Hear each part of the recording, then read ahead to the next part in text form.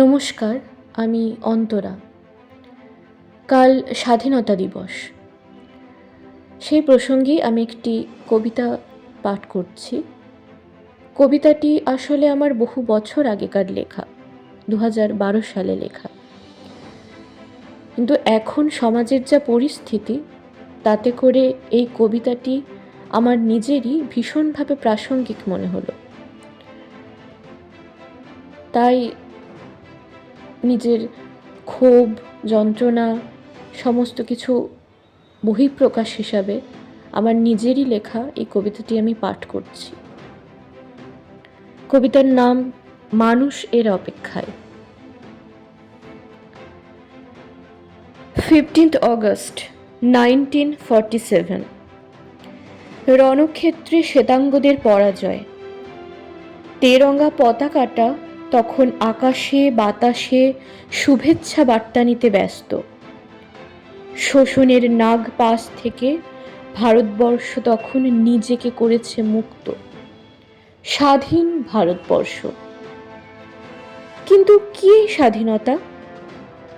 এখনো মানুষের মনে হিংসার বীজ ধীরে ধীরে বটবৃক্ষের দিকে ধাবমান।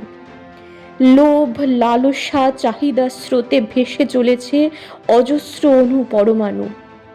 বলতে পারো কি এই স্বাধীনতা? যে দেশের মানুষ নারী সত্তাকে কলঙ্কিত করতে দ্বিধাবোধ করে না, শুনতে পায় না ফটিক, গফুর, অভাগী রহিমদের বুক ফাটা কান্না। সমাজ, রাষ্ট্র নির্দিষ্ট কিছু আইন করেই তাদের দায়িত্ব শেষ করে ফেলে। নিয়মের বেড়াজালে দম বন্ধ হয়ে কত ছেলে মেয়ে চলেছে আত্মহননের পথে। সেই সব অব্যক্ত যন্ত্রণা কি সমাজ মেটাতে পারে? পারে না। সমাজের নিয়ম পারে না তাদের শৈশব, কৈশোর, যৌবনের এক একটা উজ্জ্বল মুহূর্ত ফিরিয়ে দিতে। পারে না তাদের এক একটা প্রশ্নের জবাব দিতে।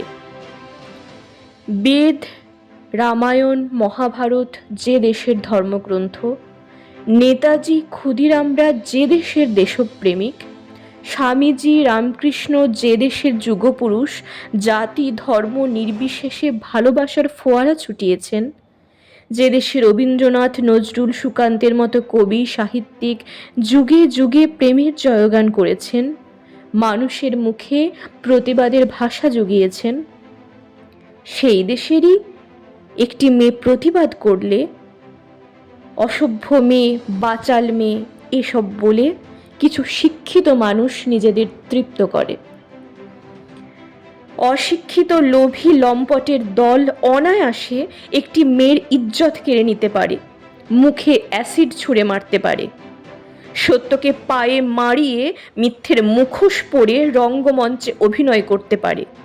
অভিনয়ের নামে মিথ্যাকে বলে সত্য, প্রেমকে বলে অভদ্রতা, সাহায্য করাকে বলে বাড়াবাড়ি।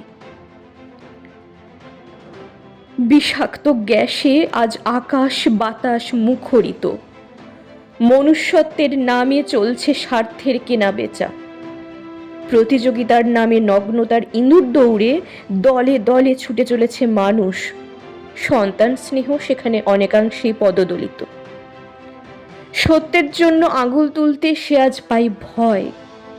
নিজস্বতাকে বিসর্জন দিয়ে সবাইকে সন্তুষ্ট করেই সে খুঁজে পায় পরম তৃপ্তি। এসব ভীতু কাপুরুষের দল বিদ্রোহীকে দেয় বাধা। প্রতিবাদ সত্যের ভাষা তারা বোঝে না, বরং অন্যের ক্ষতি করে কিছু নালিশ জানিয়েই তারা তাদের শিক্ষার গর্ববোধ করে। আর সত্যের ছ্যাঁকা গায়ে লাগলেই ছোবল মারতে ফনা উঁচিয়ে তোলে। এই কি মনুষ্যত্ব? দেখো, এখনো রবির কিরণ আছে, চন্দ্রালোকিত রাত্রি আছে, আদুরে বিকেলের আমেজ আছে। তবু কেন এই খুনোখুনি, এত হিংসা, এত হানাহানি?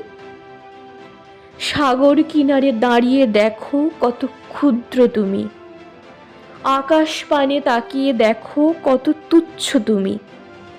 তবুও তোমার জন্যই তারা এত সুন্দর। কান পেতে শোনো পাখিদের কলতান, শোনো মিলনের জয়গান।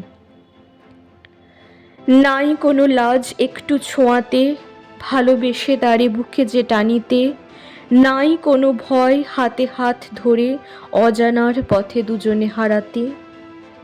ও প্রিয়জন, ফিরাও না ও মুখ, করো না ও অপমান। এ প্রকৃতি তোমায় দিয়েছে যে প্রেম, ফিরায়ে দাও তত তারে। দূরে ঠেলে দাও লোভ লালসা, দাও মারিয়ে স্বার্থ চেতনা। স্বাধীন তুমি, স্বাধীন আমি, ভুলো না স্বাধীন মানে। নবশয্যায় নিজেরে সাজাও, করো এ অঙ্গীকার।